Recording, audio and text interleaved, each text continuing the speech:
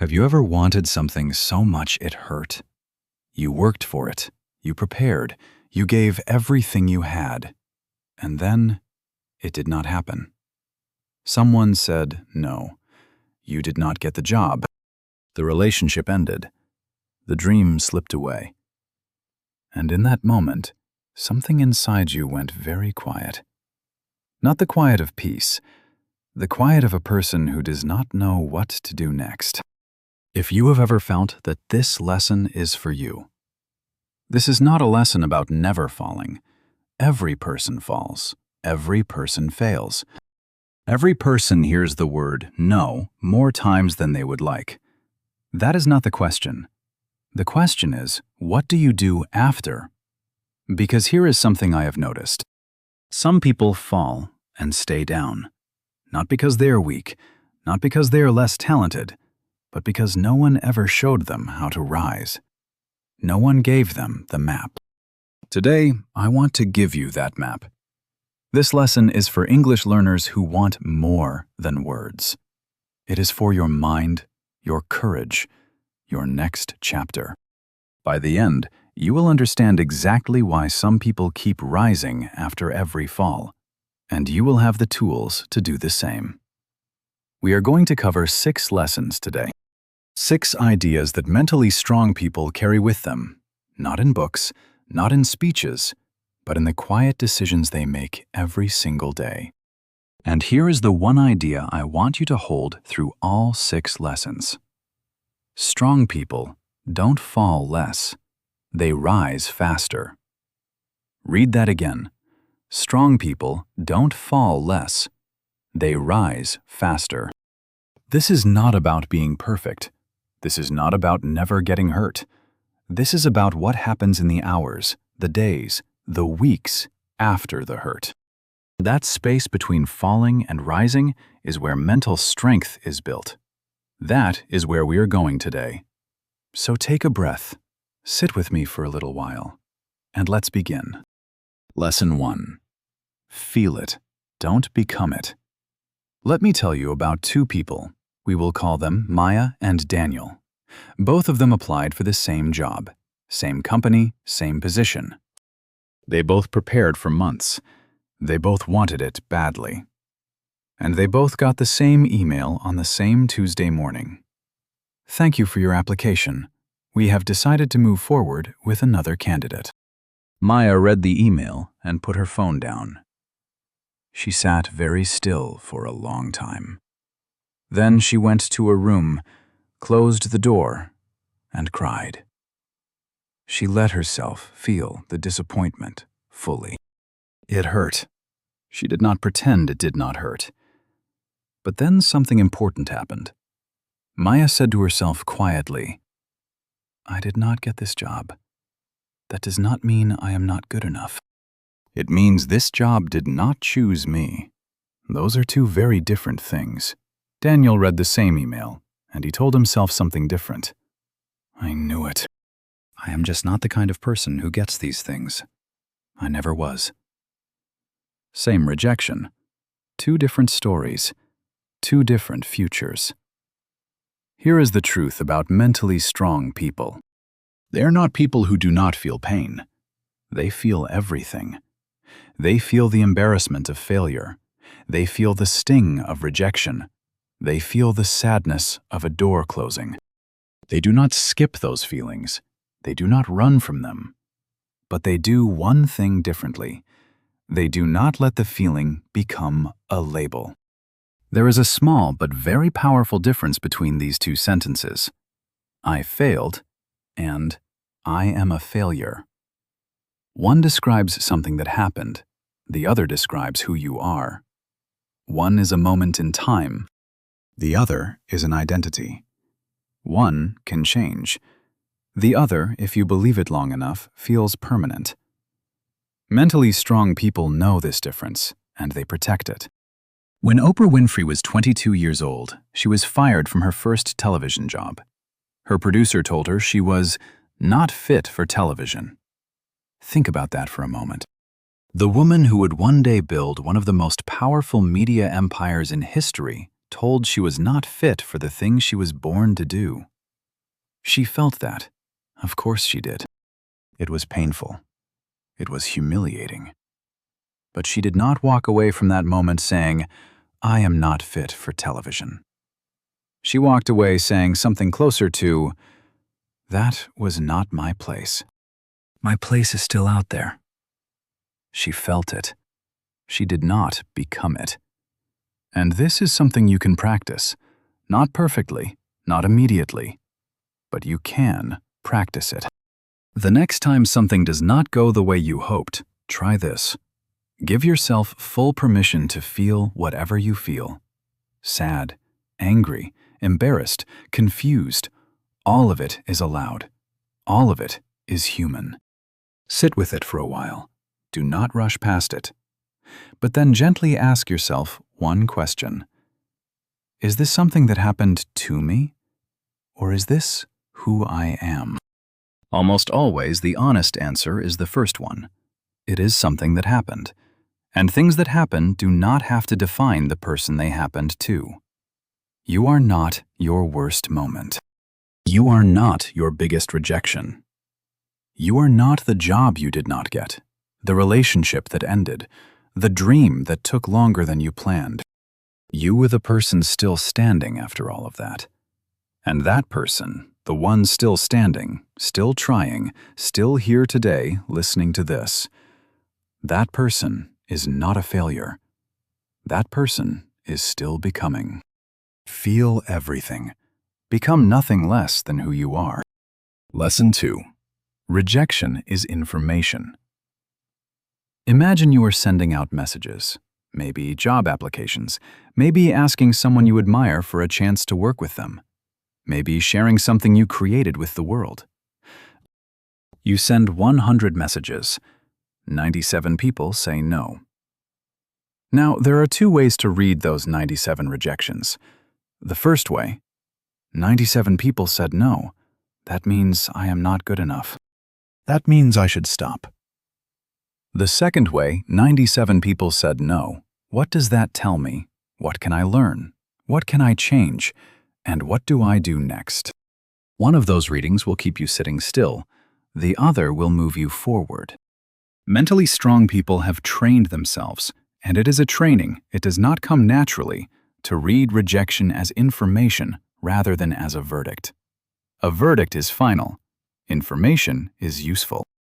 A verdict says this is over. Information says here is something to work with. This single shift in thinking changes everything. Think about J.K. Rowling. Before Harry Potter became one of the most loved stories in the world, she sent her manuscript to 12 different publishers. 12 times someone read her work and said no. 12 letters of rejection. 12 moments where another person could have stopped. She did not stop. And here is what I believe happened in those 12 rejections. She was not just waiting for a yes. She was learning. She was sharpening. She was becoming more certain of her story, not less. Each no made her hold her work a little more carefully, a little more deliberately. The 13th publisher said yes. And then there is Walt Disney. Before he built the company that would bring magic to hundreds of millions of people, he was fired from a newspaper. His editor told him he lacked imagination and had no good ideas. Walt Disney. No imagination. Think about that. He did not take that feedback as a verdict. He took it as a sign. Not a sign to stop, a sign that he was in the wrong place, that his imagination needed a bigger room. He found a bigger room. Here is the thing about rejection that most people miss. The people who said no to you were not necessarily wrong. They were making a decision based on what they could see, what they needed, what fit their world at that moment. And their world was not your world. Their door was not your door. This is important. Say it slowly. The people who rejected you were not wrong. They were just not your door. That means the rejection was not a judgment of your worth. It was simply a direction. Not this way. Try another way. When you receive a no, instead of asking, "What does this say about me?" try asking a different question. "What does this tell me?" Those two questions lead to very different places. One turns the spotlight on your value as a person. The other turns it on the situation, the fit, the timing, the direction. One question shrinks you, the other moves you. Strong people don't fall less. They rise faster. And a big reason they rise faster is that they refuse to waste a rejection. Every no carries a small piece of information. Maybe the timing was wrong. Maybe the approach needs to change. Maybe this was never the right door to begin with, and somewhere ahead, a better one is waiting.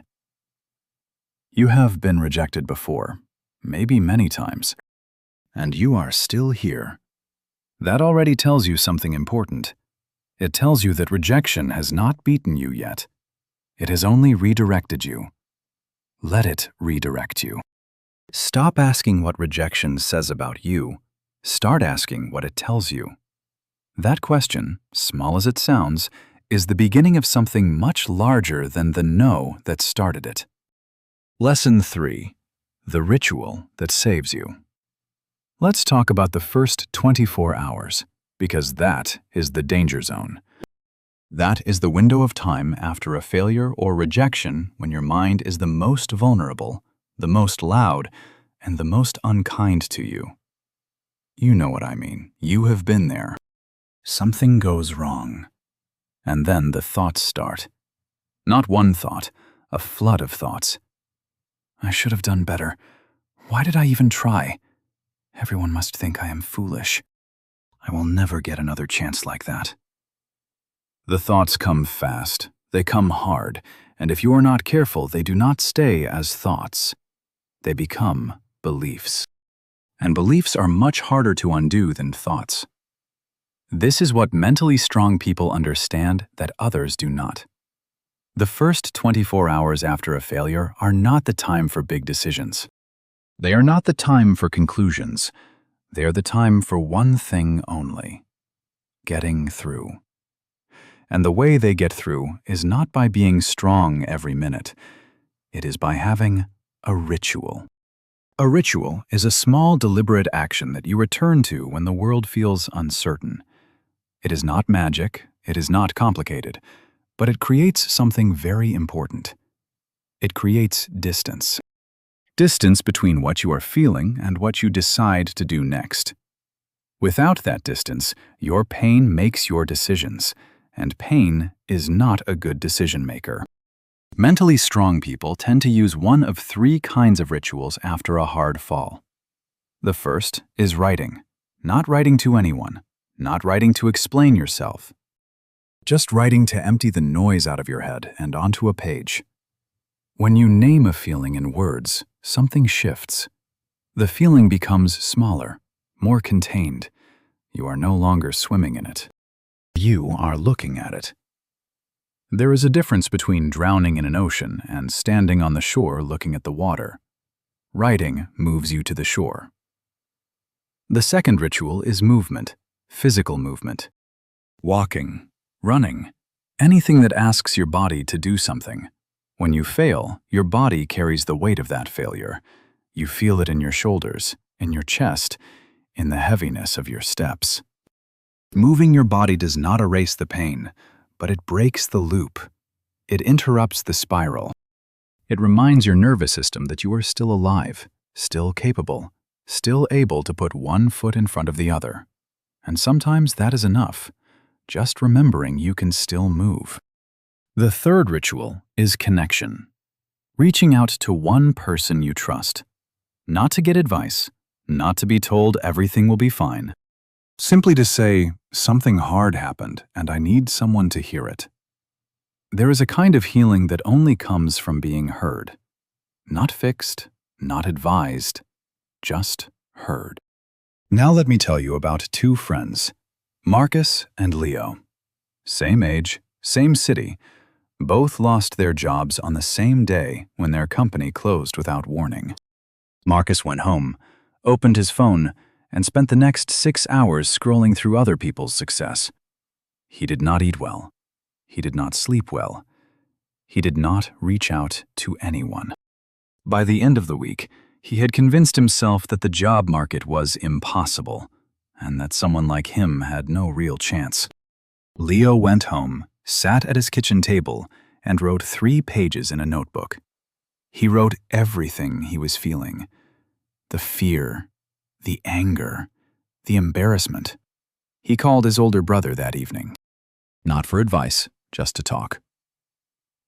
The next morning he went for a long walk before looking at his phone.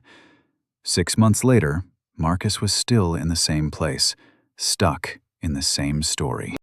Leo had found a new job, a better one, and had learned something about himself in the process that he carried forward like a quiet kind of confidence. Same failure, same starting point, different rituals, different lives. You do not need to be strong every minute after a fall. You do not need to have the answers. You do not need to have a plan by morning. You need one ritual, one small deliberate thing you return to, something that creates that distance between the pain and the next step.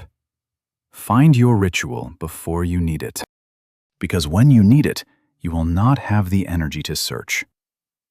Strong people don't fall less, they rise faster, and their ritual is one of the reasons why. Lesson 4. Stop comparing, start moving. The moment you fail, your brain starts to scroll. Not your phone, your mind.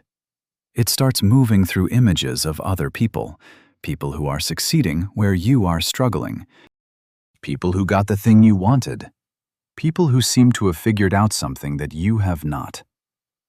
You probably know this feeling. You fail at something, and within hours, maybe within minutes, you are thinking about someone else's win. A friend who got promoted. A stranger online who built the business you always wanted to build. Someone younger than you who seems further ahead.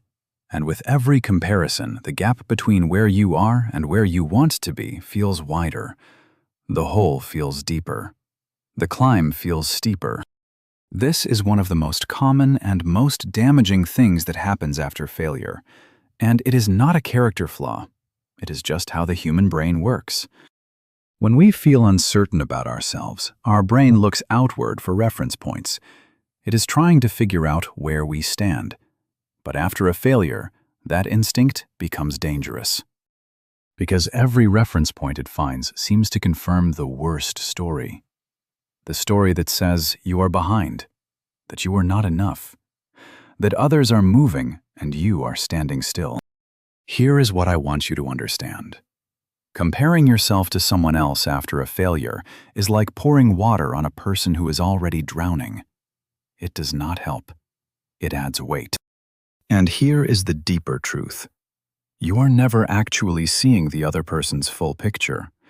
You are seeing their highlight, their result, their finish line.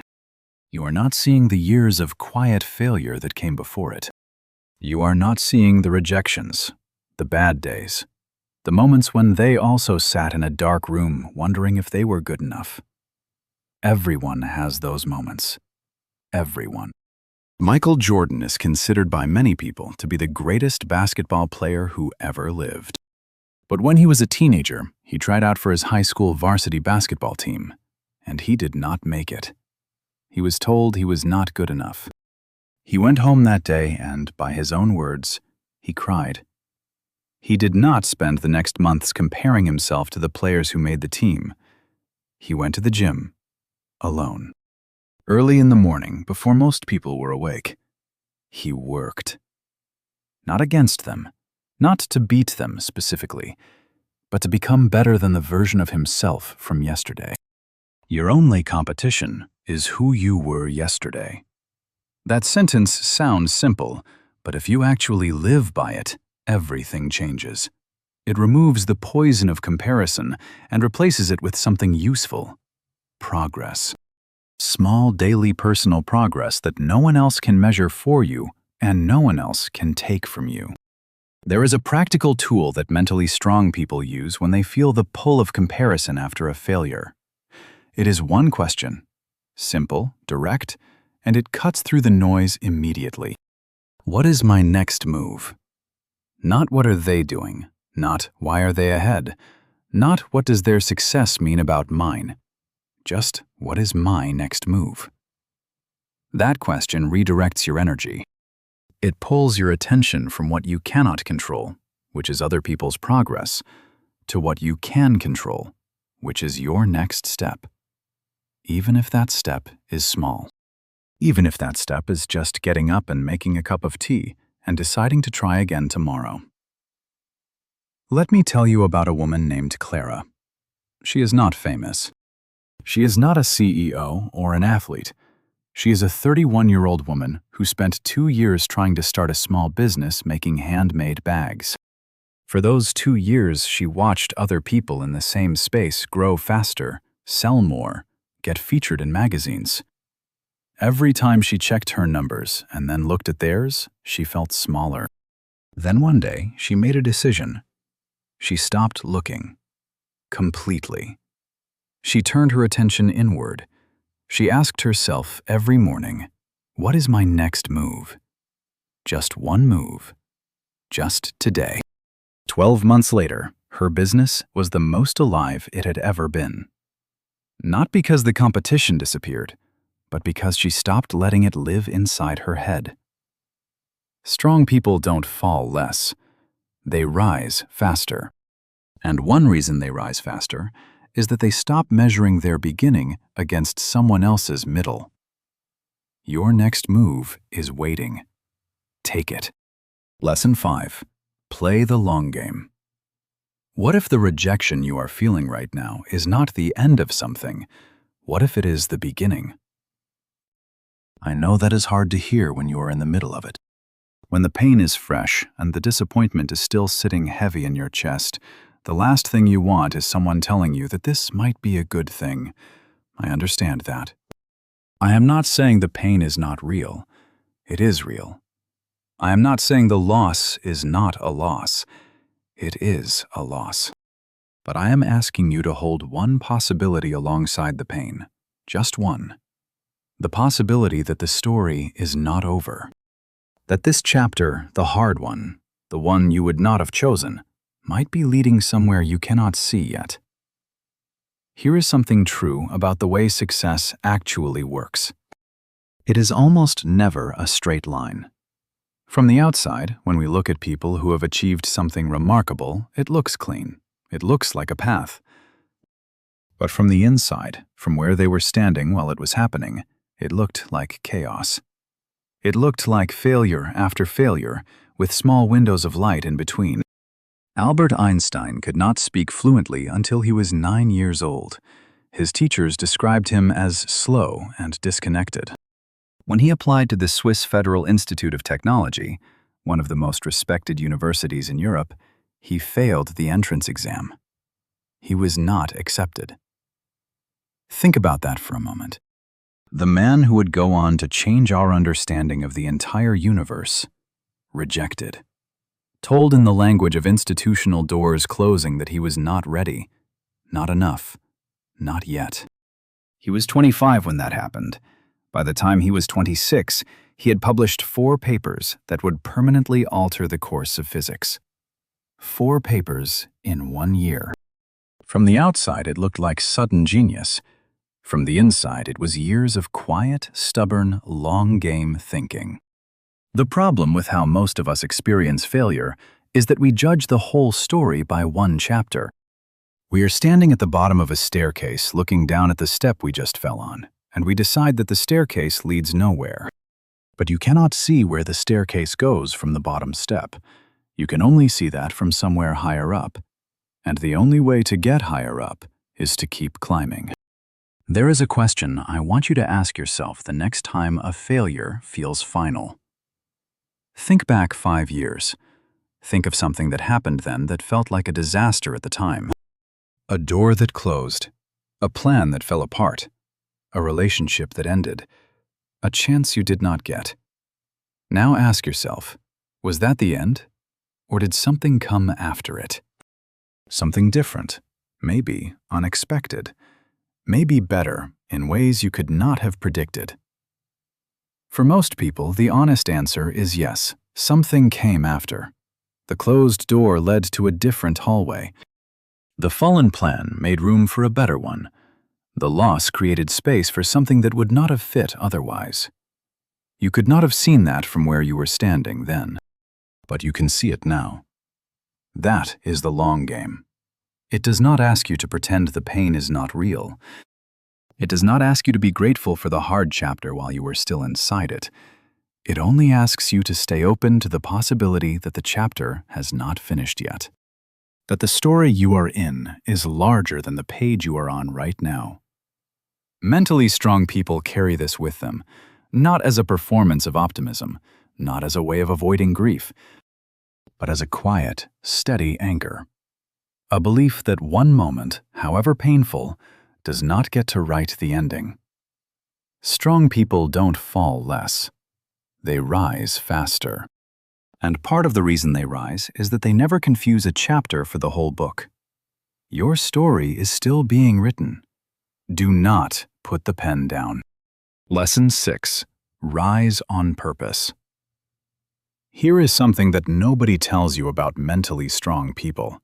They do not just bounce back. Bouncing back sounds passive, like a ball that falls and returns to its original shape automatically, without effort, without choice. Like something that happens to you rather than something you do. Mentally strong people do not bounce back. They rise. And rising is different. Rising is a decision. A quiet, deliberate, sometimes difficult decision made in the moments when everything inside you wants to stay down. The difference between people who recover from failure and people who do not is not talent. It is not luck. It is not even circumstances, though circumstances matter. The difference is intention. The people who rise do so on purpose.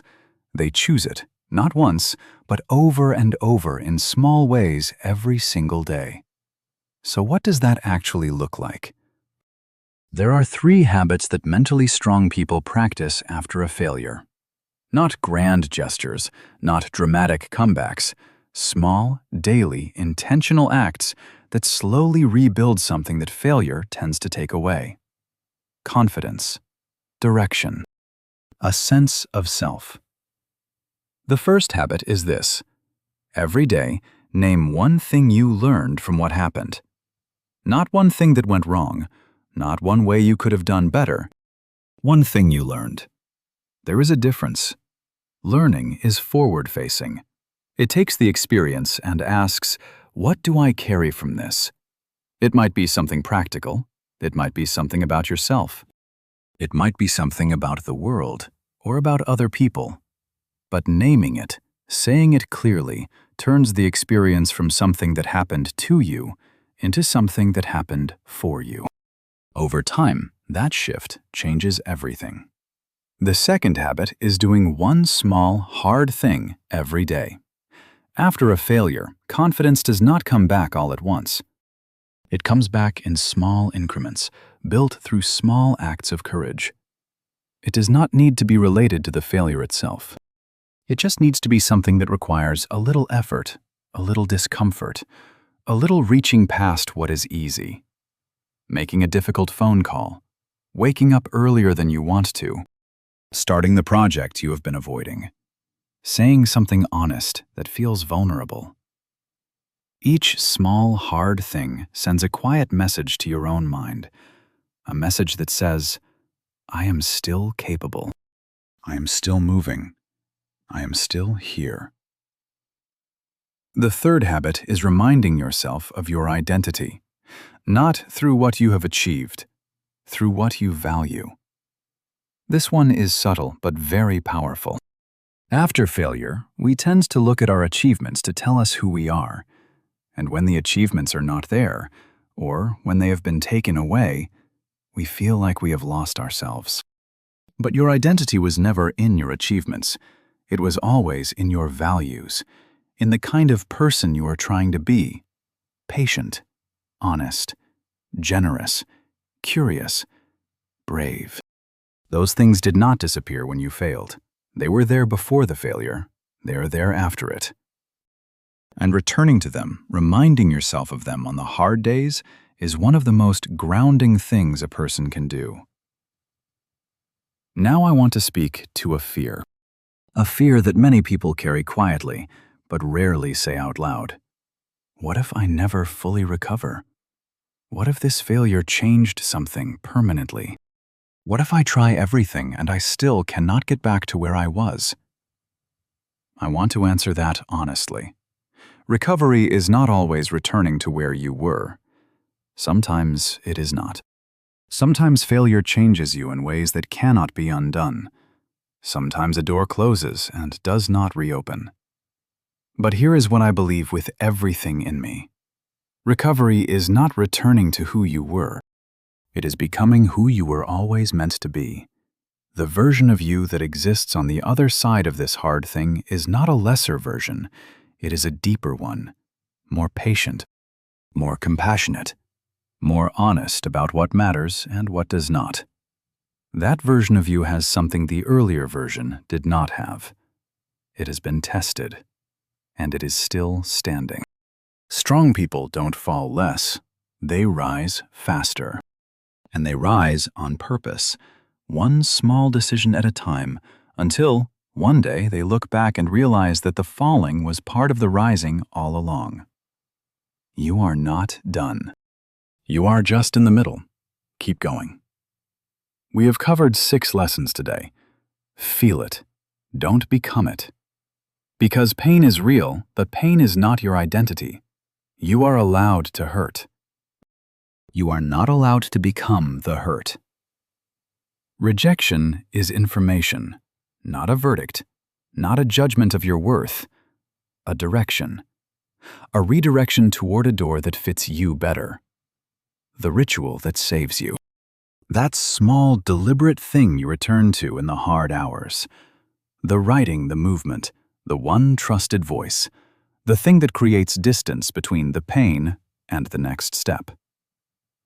Stop comparing. Start moving. Your only competition is who you were yesterday. And your most important question after any failure is simply this: what is my next move? Play the long game.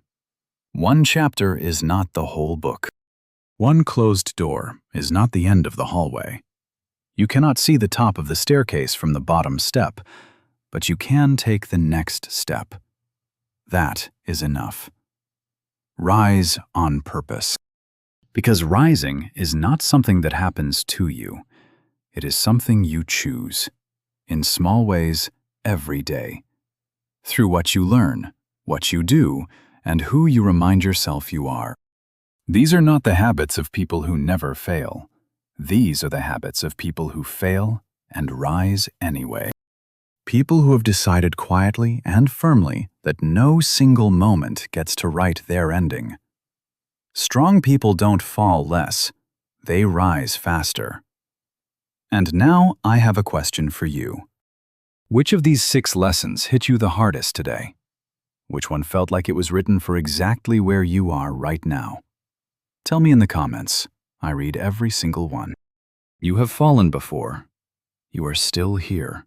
That means something. That means a great deal. Keep listening, keep growing, and keep rising. I will see you in the next lesson.